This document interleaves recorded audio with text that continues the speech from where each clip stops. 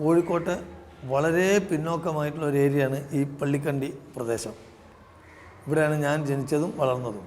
ഈ സ്കൂളിലാണ് ഞാൻ 1-ാം ക്ലാസ് മുതൽ 5-ാം ക്ലാസ് വരെ പഠിച്ചത്. ഇന്ന് ഇതൊക്കെ പുതിയ കമ്മിറ്റിയൊക്കെ വന്ന ശേഷം ഉണ്ടാക്കിയ കെട്ടിടങ്ങളാണ്. ഇതിന് തൊട്ടടുത്തുള്ള ആ പഴയ കെട്ടിടത്തിലാണ് ഞാനൊക്കെ പഠിച്ചത്. അന്ന് വളരെ ഞെരുങ്ങി കഷ്ടപ്പെട്ടിട്ടാണ് സ്കൂളിലൊക്കെ വരുന്നത്. പക്ഷേ ആ സ്കൂളിൽ പഠിക്കുന്ന കാലത്ത് അത്രയും ആ കഷ്ടപ്പാടിൻ്റെ ഇടയിലൂടെയും ഉള്ളിൻ്റെ ഉള്ളിൽ നമ്മളിൽ അന്നും ഈ നാടകവും ഈ കലാപ്രവർത്തനങ്ങളൊക്കെ ഉണ്ടായിരുന്നു.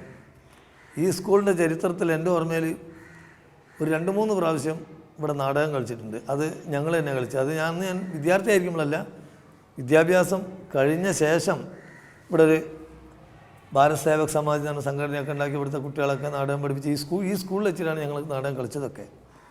പിന്നെ ഫാൻസി ഡ്രസ്സിന് പല രീതിയിലും നമുക്ക് അവാർഡൊക്കെ കിട്ടിയിട്ട് കോഴിക്കോട് മറ്റുള്ള സ്കൂളിലൊക്കെ പോയിട്ട്. ഇവിടെ അങ്ങനെ പ്രവർത്തനങ്ങളൊന്നും ഇല്ലാത്തൊരു മേഖലയാണ്. കുട്ടികളെ തന്നെ പഠിക്കാൻ കിട്ടുക എന്ന് പറഞ്ഞാൽ വളരെ റെയറായിരുന്നു ഒരു കാലത്ത്. അധ്യാപകർ വീട്ടിലൊക്കെ പോയി പിടിച്ചുകൊണ്ടിരുന്ന കുട്ടികൾ ഇവിടെ പഠിക്കാൻ.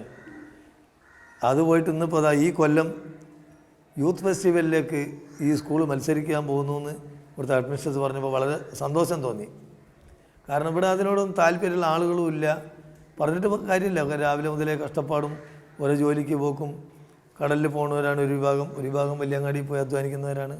അപ്പോൾ അവർക്ക് മക്കളെ അരി വാങ്ങേണ്ട ഒരു പ്രയാസത്തിലിരിക്കുമ്പം ബാക്കിയുള്ള കാര്യങ്ങളും ചിന്തിക്കാനൊന്നും സമയം കിട്ടില്ല.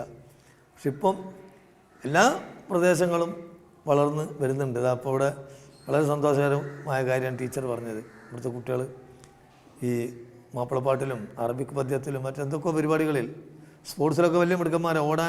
ഓടാനും നീന്താനും ഉള്ള മത്സരത്തിൽ ഇവിടുത്തെ പിള്ളേർ അത്ര ആരും എത്തൂല. കോഴിക്കോട് വളരെ നല്ല രീതിയിലുള്ളൊരു വാക്കാണ് ഇപ്പോൾ കേട്ടത്. ഏതായാലും ഇവിടുത്തെ കുട്ടികൾ എല്ലാത്തിലും പങ്കെടുക്കട്ടെ, വിജയിക്കട്ടെ, മത്സരത്തിലൊക്കെ പങ്കെടുത്ത് ഒരുപാട് പ്രൈസുകൾ നേടട്ടെ എന്ന് ആശംസിക്കട്ടെ. സിനിമയ്ക്ക് മുമ്പ് കോഴിക്കോട്ട് ഞങ്ങളെല്ലാം ഈ നാടക പ്രസ്ഥാനമായിട്ട് വളരെ സജീവമായി നടന്നിട്ടുള്ള ആളുകളാണ്. അന്ന് എന്നെ പല നാടകത്തിലൂടെയും അവതരിപ്പിച്ചും അഭിനയിപ്പിച്ചും സംവിധാനം ചെയ്തും ഒരുപാട് പ്രോത്സാഹനങ്ങൾ നൽകി ഒരു നടനാക്കി മാറ്റി. അതിനുശേഷം ഞാൻ സിനിമയിലും എത്തി. പക്ഷേ ഇതിനൊക്കെ കാരണക്കാരായിട്ടുള്ള ഒരുപാട് സുഹൃത്തുക്കളും ഗുരുനാഥന്മാരുമുണ്ട്. അതിൽ ഇന്നും ജീവിച്ചിരിക്കുന്ന എൻ്റെ നല്ലൊരു സുഹൃത്തും ഗുരുനാഥനും ഒരു ജ്യേഷ്ഠ സഹോദരനാണ് വാസുവേട്ടൻ. ഞങ്ങൾ കൂട്ടായിട്ട് ധാരാളം നാടകങ്ങൾ അഭിനയിച്ചിട്ടുണ്ട്. അതിൻ്റെ പിന്നിൽ ബി മുഹമ്മദ് എന്ന കവിമാഷ്, പിന്നെ കുഞ്ഞാണ്ടിയേട്ടൻ, ബാലൻ കെ നായർ, പപ്പു, നെല്ലിക്കോട് ഭാസ്കരൻ തുടങ്ങിയ നല്ല നടന്മാരെല്ലാം ഉണ്ടായിരുന്നു. ഇന്ന് അവരാരും ഇല്ല. എങ്കിലും നല്ല ഓർമ്മ ഈ നാടകത്തെപ്പറ്റി ഞങ്ങളുടെ മുമ്പിലുണ്ട്. അത് മാത്രമേ ഉള്ളൂ. മാത്രമേ ഉള്ളൂ. വലിയ ഒരുപാട് കലാകാരന്മാരായിട്ടുണ്ട്. സാഹിത്യകാരന്മാരും സംഗീതജ്ഞരും അഭിനേതാക്കളും ഒക്കെ ഉണ്ടായിട്ട് എല്ലാവരും മരിച്ചു തുടങ്ങിപ്പോയി.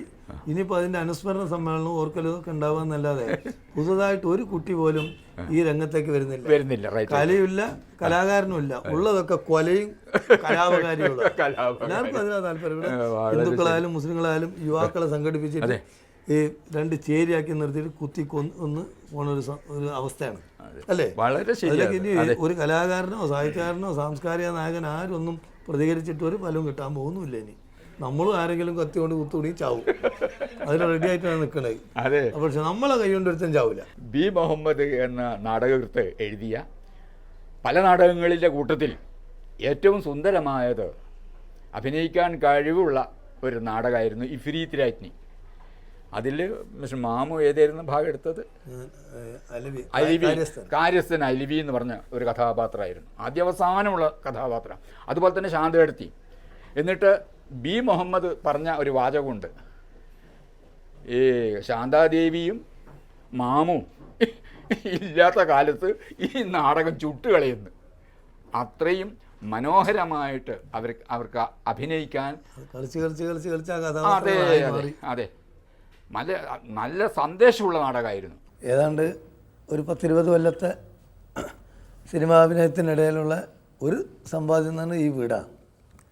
ഈ വീട്ടിലാണ് ഞാനും ഭാര്യയും മക്കളും ഇപ്പം എല്ലാവരും ഇവിടെ താമസിക്കുന്നത്. മക്കളും മക്കളെ മക്കളും എല്ലാവരുമായി. ഇത് ഒരു പേരക്കുട്ടിയാണ്, ഒരു മകളുടെ മകളാണ് ദില്ലു. ഇനി ബാക്കി 4-5 പേരുണ്ട്. 2-3 ആൾ സ്കൂളിൽ പോയിട്ടുണ്ട്. ബാക്കിയൊക്കെ ചെറിയ കുട്ടികളാണ്. എന്നെ സംബന്ധിച്ചിടത്തോളം സിനിമയിൽ രംഗത്ത് നമ്മളുണ്ട് എന്നുള്ളത്. പിന്നെ കുറേ പടങ്ങളൊക്കെ അതിൻ്റെ കോമഡി അതൊക്കെ ചെയ്തെങ്കിലും ഈ അടുത്ത കാലത്താണ് നല്ലൊരു വേഷം കിട്ടിയത്. അത് പെരുമഴക്കാലം കമലിൻ്റെ. അതിനിപ്പം